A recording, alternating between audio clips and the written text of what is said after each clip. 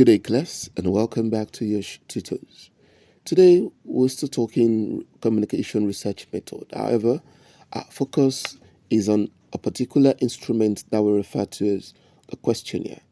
So, what we'll be looking at today is what to avoid when designing a questionnaire. Designing an effective questionnaire is one of the most important steps in conducting successful research. A poorly designed questionnaire can lead to inaccurate data, low response rates, and confused respondents. Therefore, researchers must be cautious and deliberate when formulating their questions. There are several common pitfalls that should be avoided to ensure clarity, fairness, and precision in questionnaire design. These include ambiguous questions, leading questions, loaded or double-barreled questions, general questions, the use of negatives, and technical jargon. The first one we'll be looking at is avoid ambiguous questions. Ambiguity in a question makes it difficult for respondents to understand exactly what is being asked. For example, a question like, how frequently do you visit the cinema? Followed by vague answer options such as frequently, occasionally, or rarely is unclear. What does frequently mean? Once in a week, twice a month. To avoid confusion, it is better to provide specific and measurable answer choices, such as once a week, once a month, once a year, not at all, or please specify. This level of specificity helps respondents understand the question and select the most accurate response, thereby improving the reliability of the data collected. Number 2 is avoid leading questions. Leading questions are designed in such a way that they suggest or influence the answer the researcher expects or desires.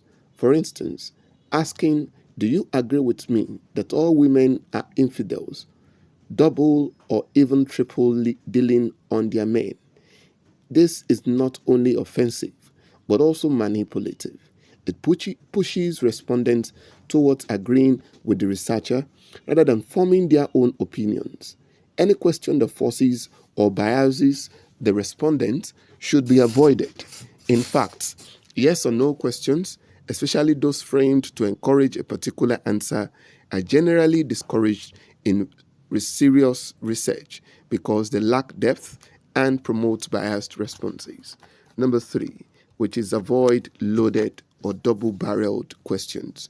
Loaded questions, also known as double-barreled questions, combine two or more different questions into one, making it difficult for the respondent to answer accurately. For example, what is your feeling about Nigerian magazines and how do you react to them? This is actually two separate questions and should be split accordingly. A better approach would be to ask, what is your general opinion about Nigerian magazines?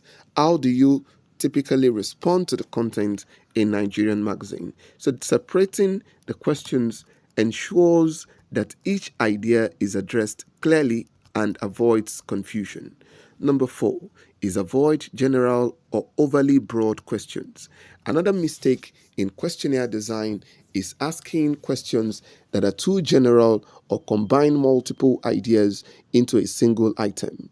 A question such as what is the emotional, psychological, and physical motivation for reading Nigerian magazines is problematic because it asks the respondent to consider too many dimensions at once. Instead, it is more effective to break the question into distinct parts, such as what are your emotional reasons for reading Nigerian magazines? What are your psychological motivations? Are there any physical or situational reasons that influence your reading habits?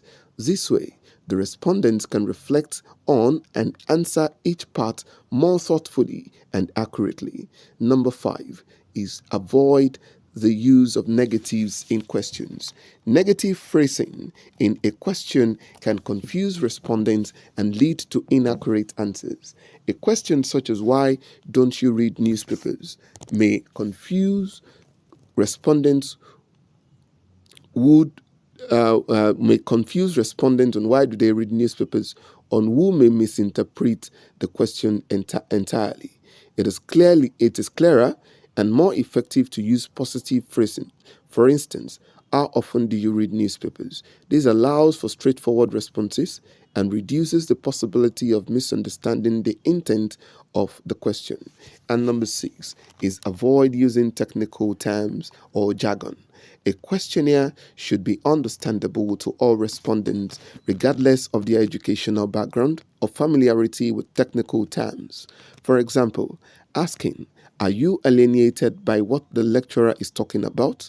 introduces the term alienated, which may not be familiar to all respondents. Instead, the question should be rephrased in simple, clear language. Do you find the lecturer's explanation difficult to understand?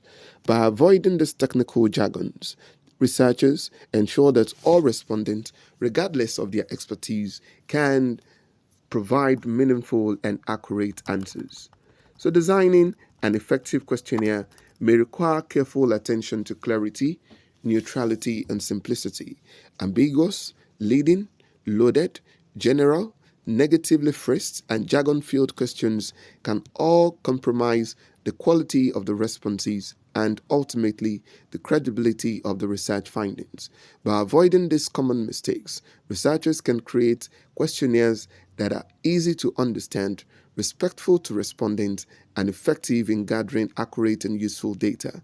As students of research methods, understanding these principles will not only improve academic performance, but also prepare one for real-world research practice.